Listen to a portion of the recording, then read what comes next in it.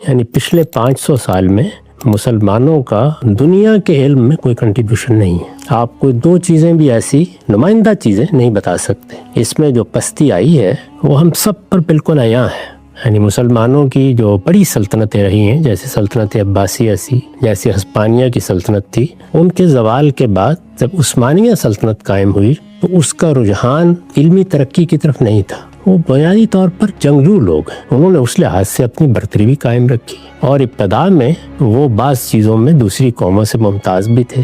پھر ان کو خود مسلمانوں کی ایک بڑی میراث بھی میسر آئی تھی، تو یہ زمانہ گزر گیا، اس میں وہ کوئی بڑا کنٹریبیوشن نہیں کر سکے اس کے نتائج نکلنے سے۔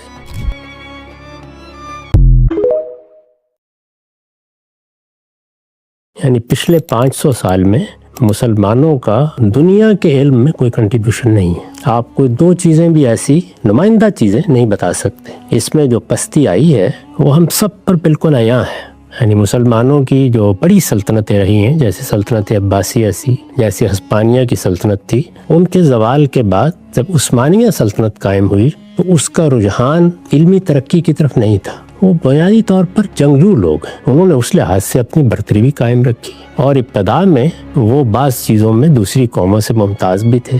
پھر ان کو خود مسلمانوں کی ایک بڑی میراث بھی میسر آئی تھی، تو یہ زمانہ گزر گیا، اس میں وہ کوئی بڑا کنٹریبیوشن نہیں کر سکے اس کے نتائج نکلنے سے۔